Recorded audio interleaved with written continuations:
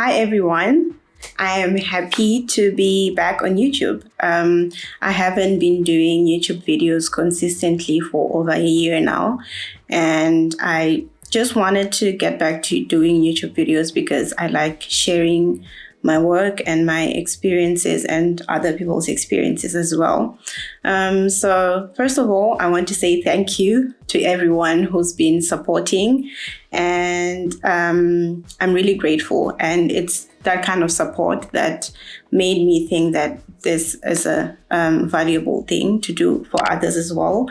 So the last time I was posting videos consistently, I had about 500 or 600 subscribers. And then over the last year and this year, I've gained more subscribers, and now I'm at 1,100 subscribers. So I'm very grateful for that. And it's because of the increased number of subscribers that made me want to come back here. So thank you, guys. Thank you for the support. It means a lot. So at the beginning of this month, which is November, I celebrated 1 year working at my company. I'm a data scientist at Trivago. So I was very excited and very happy to get to a 1 year anniversary because my job search was really hard. And at some point, I thought maybe I wasn't going to get a job here in Germany and I was going to go back home. But at the very last minute, I got my job at Trivago. And I thought I would continue doing YouTube videos, but after I got the job, I realized I was so tired of doing anything else, like outside of work. So I wanted to take a break, and celebrating 1 year at Trivago made me realize that I wanted to come back to doing more YouTube videos. So hopefully I stay consistent and I share more valuable and insightful information with you guys. Yeah, so now getting into my job search. So also before we get into my job search, I want to ask you guys to let me know if there's anything else you'd like me to share or talk about in like the videos that I make in future, so that I can also make content that is valuable for you guys. So now getting into my job search. So just a little background. So I did not study in Germany. I did my undergrad in Zimbabwe. I studied computer science, and then I did my master's in South Africa. I studied mathematical science with the African Institute for Mathematical Sciences. So that's where I did my master's. And the good thing about AIMS is they have opportunities that you can apply for as a student or as an alumni. So after I completed my master's studies, I applied for some internship opportunities with AIMS. So I've been very fortunate, guys. So the first opportunity that I applied for was a research internship, it was called Mathematical Science for Climate Resilience. So I got that internship as more like a mathematical science research scholar. It was a 6 months internship, and then we did it it was a group of students. So I did mine in Mali, in Bamako, with an organization called ICRISAT. And towards the end of this research fellowship, that's when I got my next opportunity, which was another research opportunity in Germany. So I came to Germany in 2022. That's when I started this research fellowship. It was a research fellowship in data science, machine learning, computer vision. It was packaged as a research fellowship for, I guess, topics related in that field. So for me, I had applied for a research fellowship in computer vision and machine learning. And I got a supervisor who had a research group that did eye tracking and computer vision. So that's the research fellowship that I did. Initially, this fellowship was supposed to be 6 months, but we got extensions and it ended up being a 9-month fellowship, which was a very good thing because when I first came to Germany, I thought that I would just do this 6 months fellowship and then I would go back home. But at the end of the 9-month fellowship, I realized that it was possible for me to stay and to look for a job. Okay, so in August 2022, that's when I decided, okay, this is going to be feasible for me to stay in Germany and apply for a job. And I was trying to decide if I wanted to apply for more like a research focused opportunity or a job at a company working as a data scientist. So because I wasn't sure, I thought it would be better to ask someone who is working in research or working in the field for advice on how to approach this situation. So I found that the Deep Learning Indaba, they have a mentorship program. And so I applied for a mentor from the Deep Learning Indaba mentorship program. And I got my mentor who is a research scientist at Meta, Facebook. So I talked to him and he gave me like advice to just try both, right? Because I was interested in any of them anyway. So he just said, you know what, just make sure you try both. You try all the opportunities that are available to you, and the one that's meant for you hopefully will get to you, right? The last part is me just adding to what he said. But yeah, so the other good thing that I liked about this mentorship program was that my mentor then referred me to another company that I was really interested in to interview for them, because they had open positions for research, and it was research engineer. Honestly, guys, I don't remember what the positions were, but they were research based. So he referred me to an organization to interview, and I got the opportunity to interview, and unfortunately I failed on the second stage. But anyway, moving on. August 2022, that's when I got my mentor, and he gave me advice, and I was like, okay, I will start applying seriously in September. The reason why I wanted to start applying seriously in September is because I gave myself 3 months. You know, guys, when you're looking at like on the internet, you're like data scientist jobs in Germany. You see a lot of articles that say, well, Germany is looking for highly skilled individuals and stuff like that. And seeing all these opportunities made me think that, okay, in 3 months, I would get a job. This was very ambitious of me, I will tell you that. But I gave myself September, October, and November to apply for a job because my internship was ending in November. So come September, I started applying for jobs. Like I would apply to one job every day. So at least one job. So that gave me a total of about 30 jobs that I applied for in September.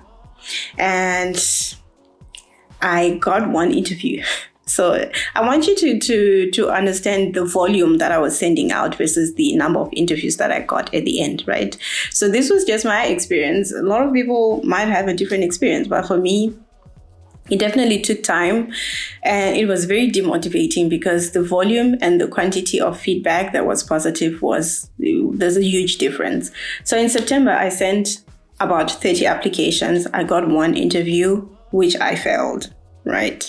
Then moving on to October. So in October, I was like, okay, maybe I sent a small number of applications. Let me increase the volume. So I was sending 1 to 3 applications per day. So on a good day, I would send 3. And then other days, I'd just be like, 1 is fine. And I got 2 interviews, which I failed as well. So most of these interviews, like I was failing at either the first or the second stage, right? The ones that I got to like 3rd, 4th stage, I will mention the ones that I guess I really liked, or the ones that I was looking forward to the most. But also another thing to note is that for tech jobs here in Germany, I don't know if it's the same in other fields, but I know for tech jobs, you usually interview for at least 3 stages, up to 5 stages. So the first one is a get to know me interview. You talk to the recruiter. If they like your vibe, I call it like a vibe search kind of interview.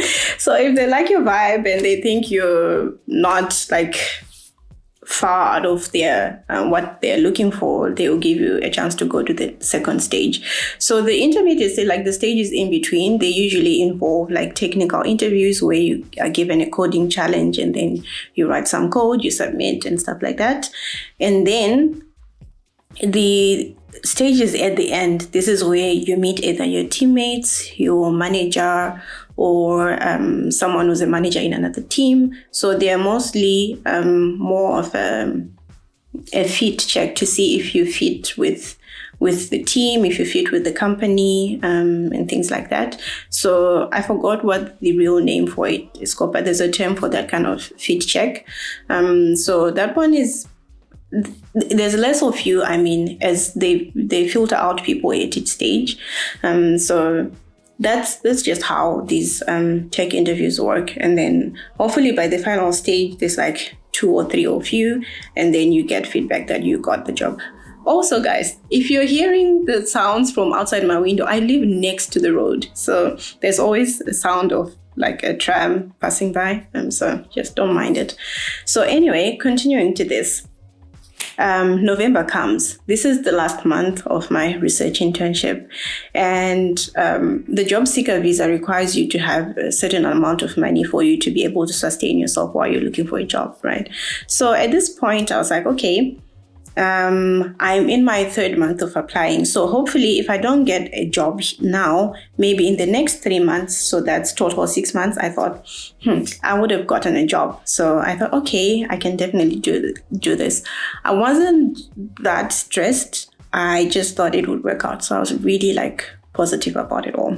So I continued with the same volume that I was sending in October, 1 to 3 applications per day. If I missed a day, then I would try to send applications on Saturday or Sunday, during the weekends, right? So November came. I was sending applications. I got 2 interviews and I failed both of them again. And then at the end of the month, this is when I applied for the job seeker visa. So the job seeker visa in Germany depends on how you came to Germany, why you came to Germany and how long you stayed. So if you study here in Germany for a master's, for example, you can get a job seeker visa for up to 18 months. If you come for a shorter term, but that is more than 3 months, you can get a job seeker of about 6 months, I think. This is based on the information that was there when I was applying for a job seeker visa. So hopefully not much of it has changed. But for my case and my friend also who did the same research program with me, we got job seeker visas for 9 months because we came to do a research fellowship. So they give you 9 months instead of 6 months. So fortunately, when we applied, we got the job seeker visas. So that gave us 9 more months to apply for jobs. So December came. And December now, we were not working. Our job from December onwards was just to look for jobs. And that's how it was. We were just searching for jobs. So I was very frustrated at this point because one of the interviews that I'd done throughout November, I got to the final stage and there were 3 of us left and it looked very promising for me. I even got to a point where they invited me to do this fit interview, right? The last one. They invited me to their company. So I went to the company.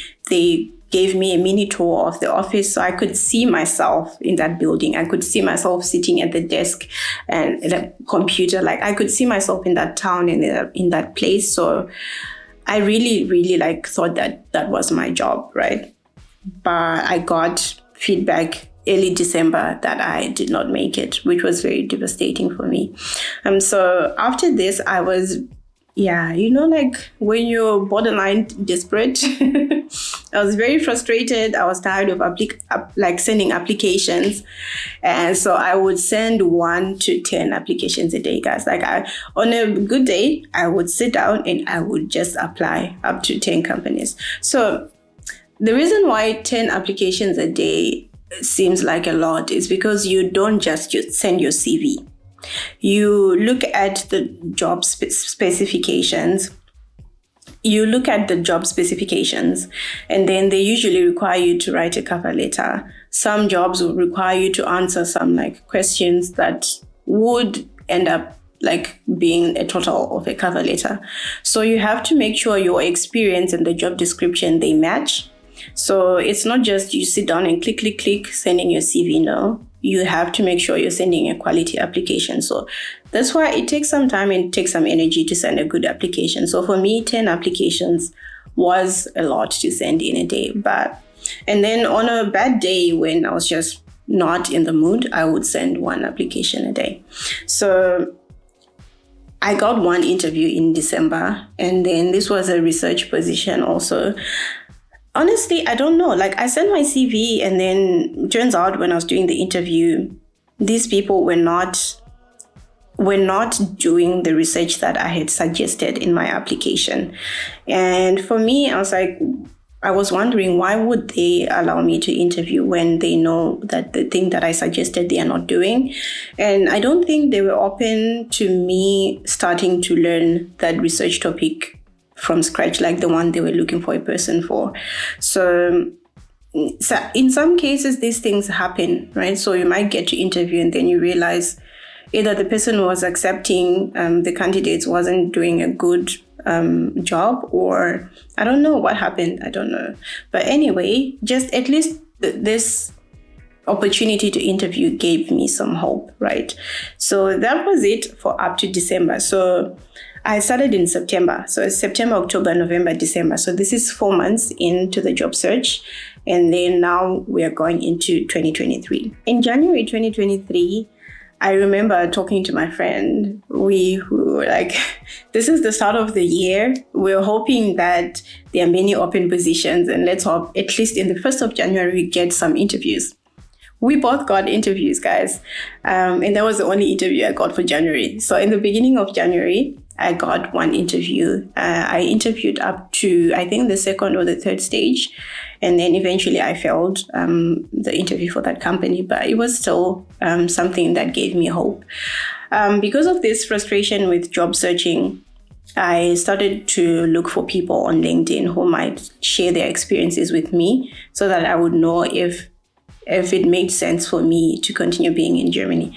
Now, looking back, right, I feel like I think I was impatient because this was only 5 months into the job search, and I was already feeling like this is not working out.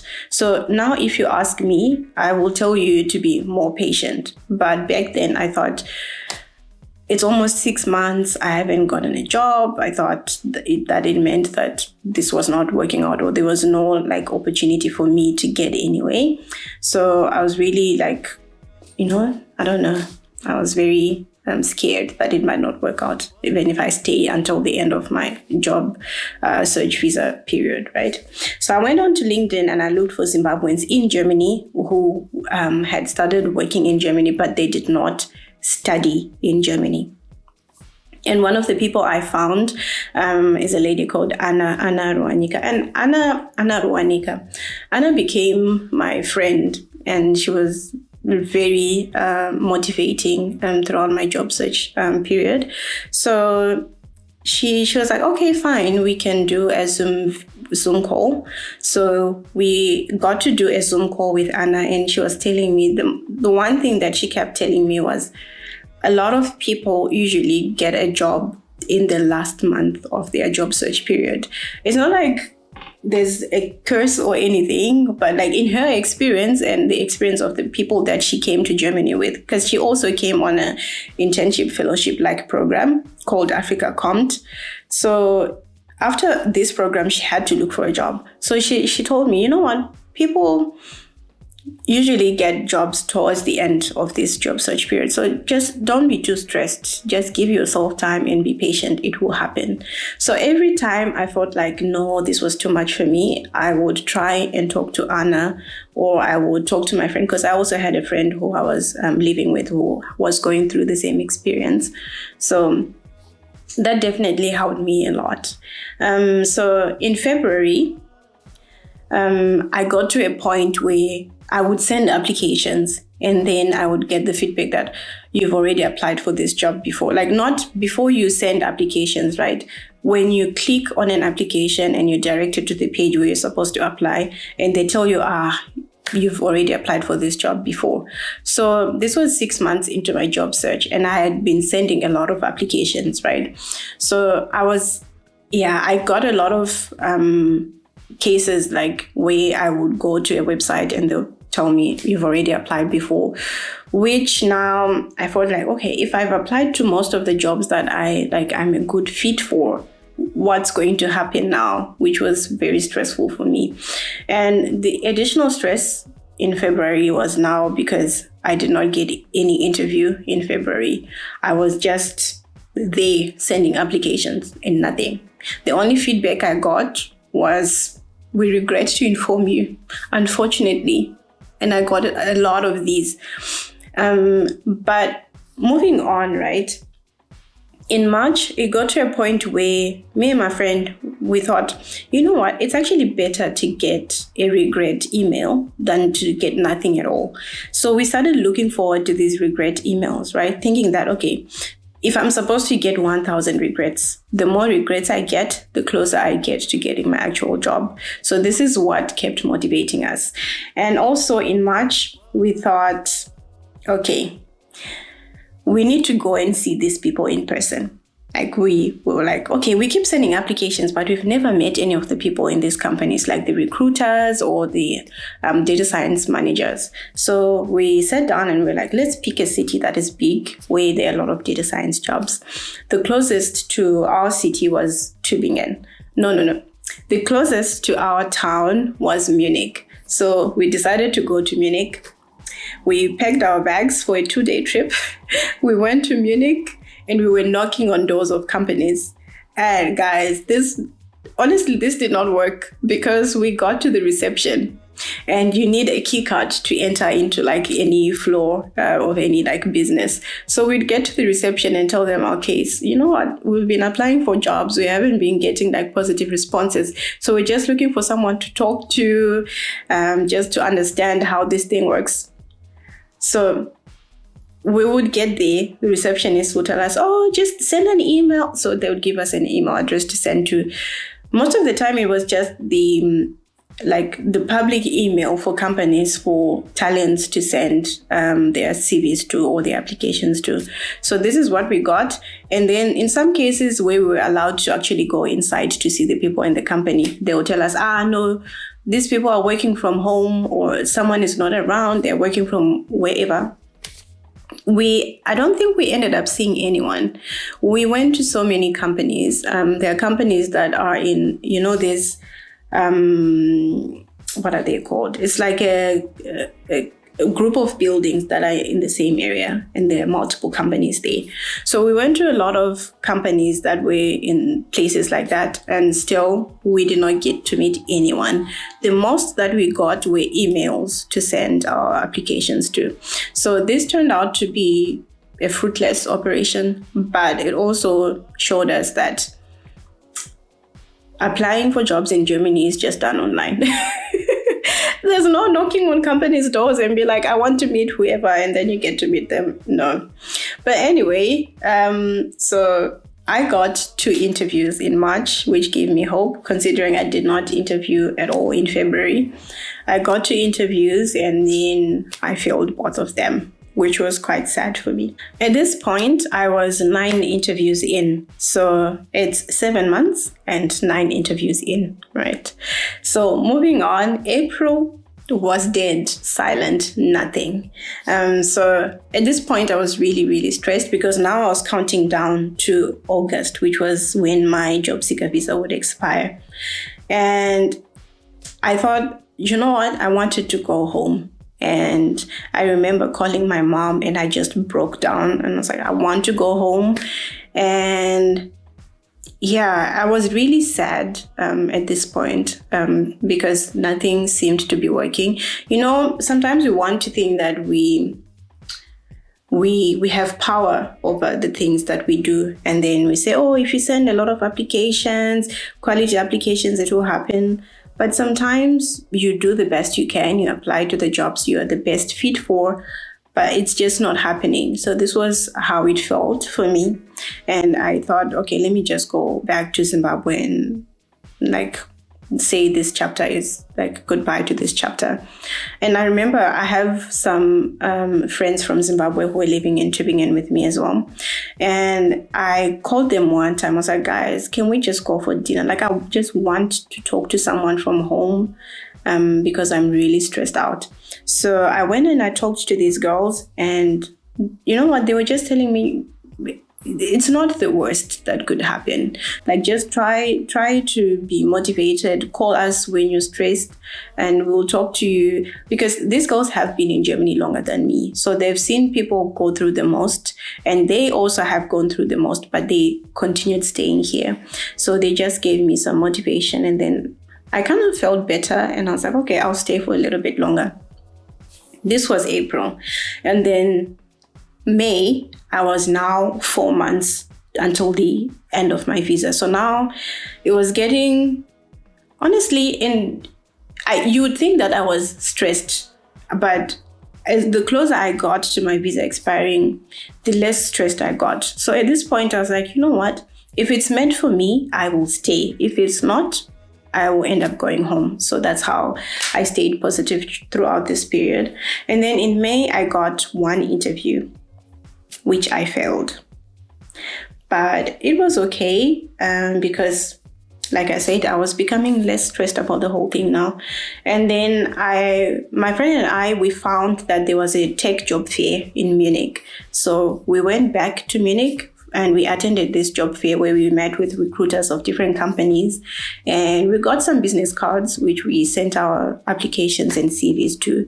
And so one of the companies I actually met there, I was already in the process of interviewing for them, but that's the interview I failed in May. Also in May, I connected on LinkedIn with a lady who works at Delivery Hero here in Germany. So understand that at this point, I was trying to reach out to different people on LinkedIn, right? Some of them would respond, some of them would not.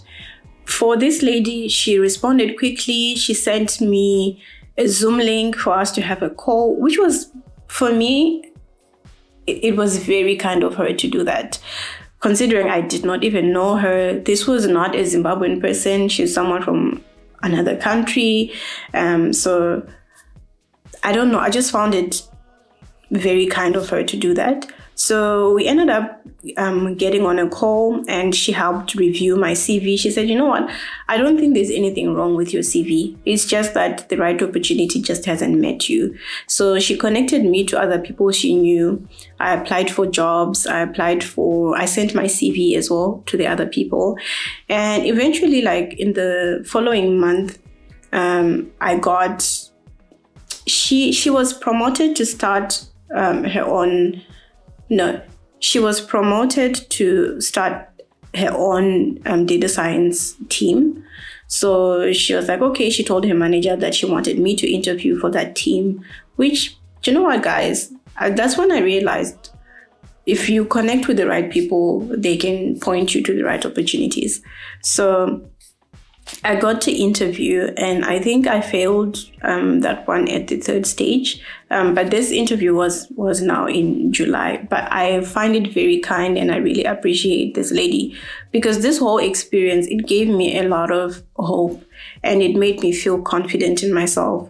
So, okay, this is what happened. And then I also realized that there are a lot of people who are willing to help you out there. It's just that we don't know. And if we keep connecting to people who don't want to help us, then we start thinking that, okay, we should stop. But it doesn't always mean that. There's always one person who's willing to help you out there. So just keep trying until you find that one person. So that's one piece of advice that I took away from this experience. And now in June, which was 3 months to go to my visa expiring, I had 0 interviews.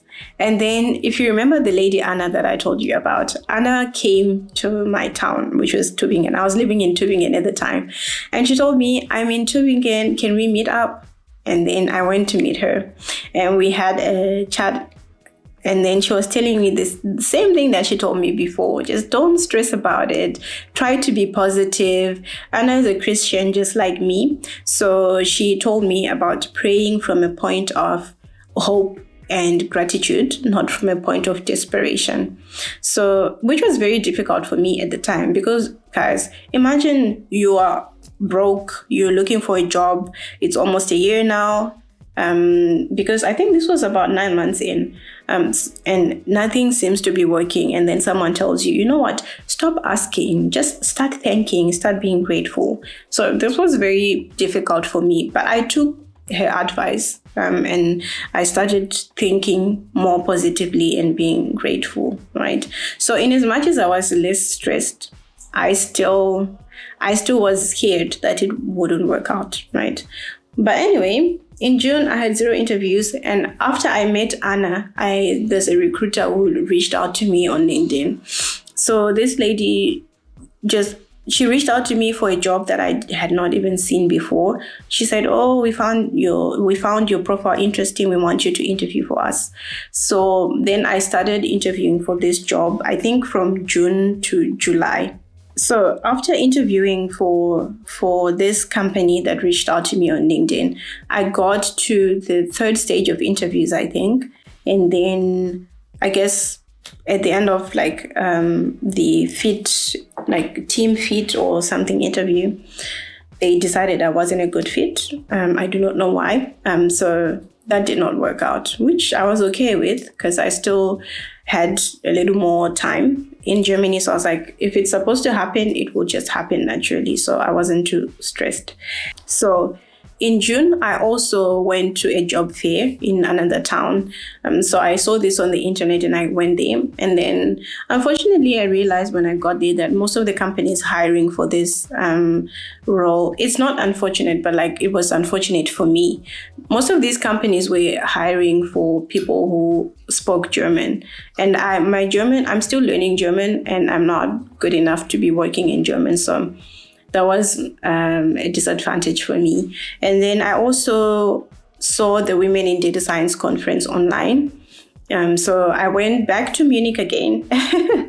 Munich is a bigger city and it has a lot of opportunities. So I saw this Women in Data Science conference in Munich. So I was like, okay, I will go and try to find people I can share my CV with.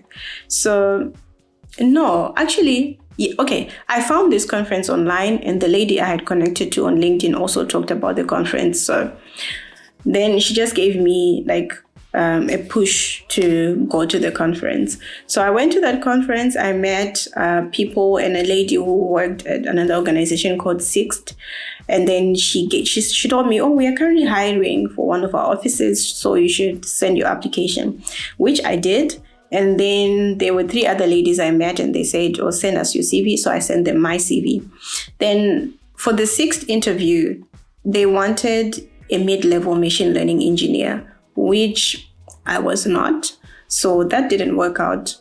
And then I just had to continue hoping that in the last 2 months, I would get a job. So in July, I had 2 months to go. But July was actually a good month. I got 3 interviews. So this one is the one at Delivery Hero that I had connected with the lady from Delivery Hero. And then the other one was the Women in Data Science conference opportunity that I said they wanted a mid-level machine learning engineer. And that didn't work out for me. And then the other one is for the LinkedIn recruiter who had reached out to me in June. So these 3 interviews, they gave me hope, guys. I know I keep saying getting hope, but you have no idea how much it means to have hope when you're almost getting to 1 year of looking for a job and nothing is working out. In July, I also saw this opportunity at Trivago. So that's when I sent my application to Trivago and they responded quickly, guys. They responded quickly, but they told me they were going on a company-wide vacation. So I should set my interviews after I think it was in 2 weeks or so, which was very stressful for me because I did not have time. Guys, I did not have time. And the other thing that I did in my cover letter for Trivago, I had explained everything to them. I said, guys, my visa is about to expire. So please, if we are doing this, just know we have limited time.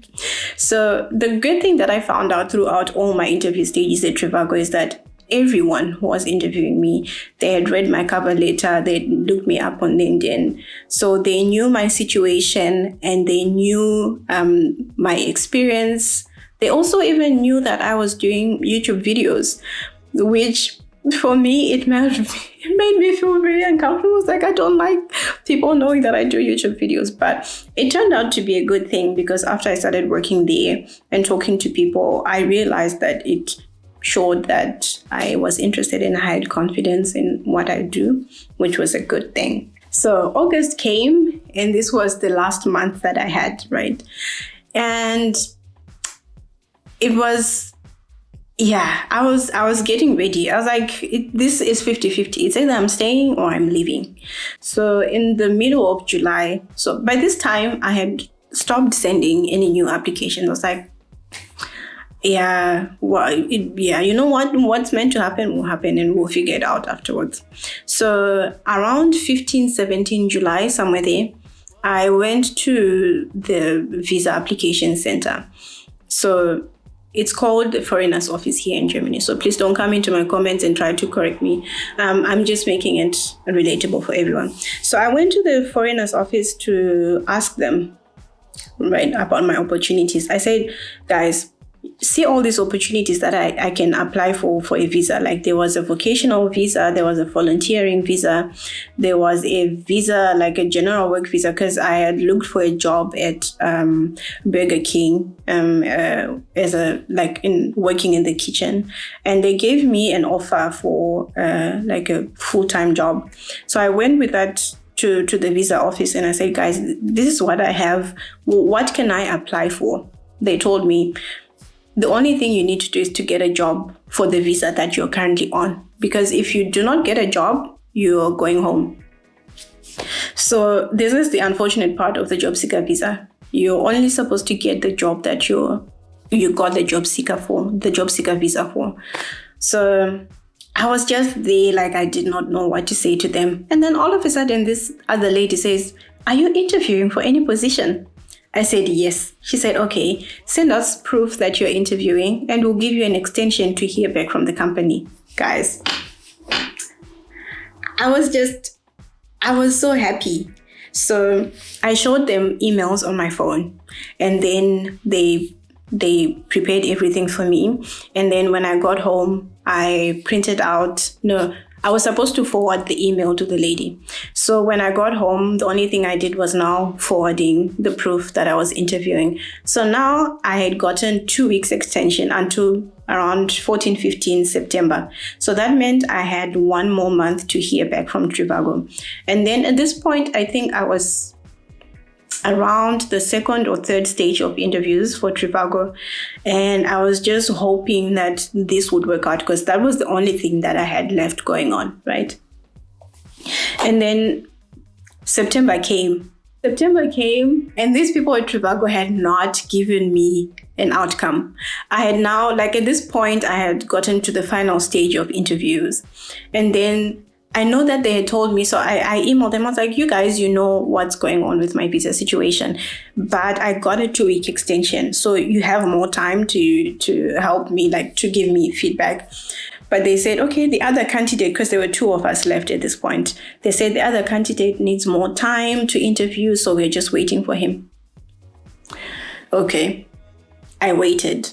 And then I think it was on the 4th of September or 5th of September.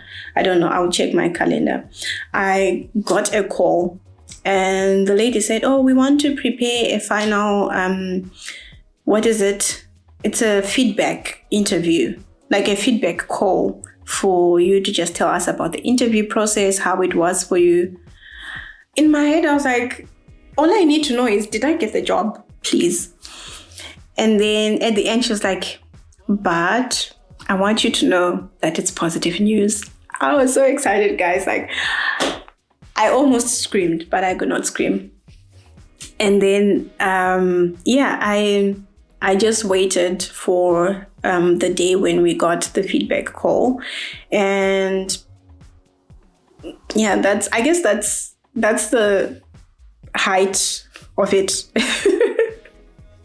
So at this point, all I had was word that I had gotten the job. So I didn't know whether to celebrate or not, because in my head, I always imagined getting an email and I would screenshot it and I would send it to my mom and everything, but I couldn't do it. So I just called my mom and I told her, word of mouth, this is what the lady said. So we're waiting to get the, in written form that I actually got the job, right? Yeah, so now, looking back to the whole job search process, there was a time when it just felt like things were not working out for me. I was also in the process of writing a children's book. I have a children's book called Play Nodo and Count, Add and Subtract. And I had the script and I had the descriptions of how the illustrations would look like. So I had reached out to an illustrator.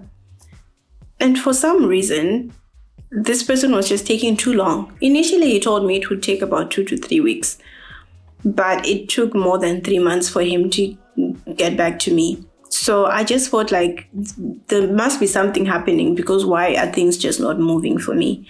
And I don't know what was happening, but the time that I got the job is also around the same time when the illustrator was now being responsive and giving me output for the illustrations.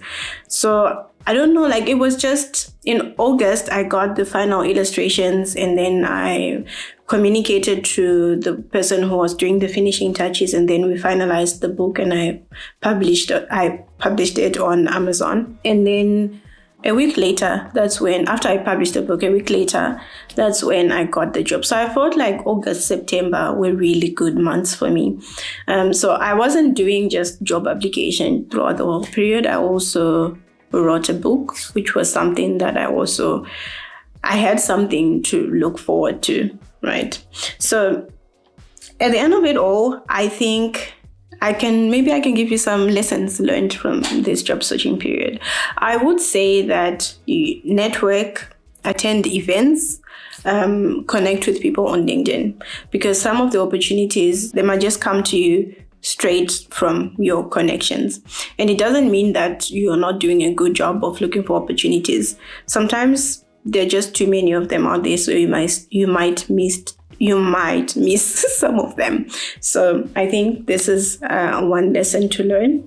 The second thing is that there are people willing to help you. You just have to be patient and keep trying to reach out until you find that one person who's just meant to help you or who is willing to help you. The third lesson is send as many good applications as possible. And by good, I mean good quality applications, not just half-done applications. Make sure your cover letter it reflects how your skills and the job description, how they match together. And just try to send that cover letter, because it shows that you're really putting effort into this application. That's if it's requested. Some companies will say, we don't need a cover letter, so it just depends.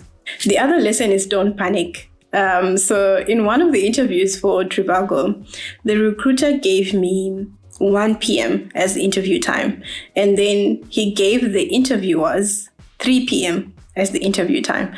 So I was there in this meeting, guys, waiting from 1 p.m. No one connected. I waited until 2 p.m. And then I didn't know what to do at this point. I was just like, okay, let me try to reach out to the recruiter. So I asked someone so I had someone who I was communicating with. I asked them, how can I get in touch with this recruiter from Trivago? And they gave me a way to communicate with them. So I sent an email, and then she responded just after 3 p.m. She said, oh, I'm so sorry, I messed up the time, so now you can connect to the meeting. So I went back into the meeting. I was really scared that maybe it might look like I messed up. But I think they also, the interviewers, I think they also understood the situation. So that still worked out very well for me. And then the last lesson is you can apply more than once at a company. So before, I used to think that, okay, if you apply to a company, maybe, and then they give you negative feedback, then there's no point applying for a similar role.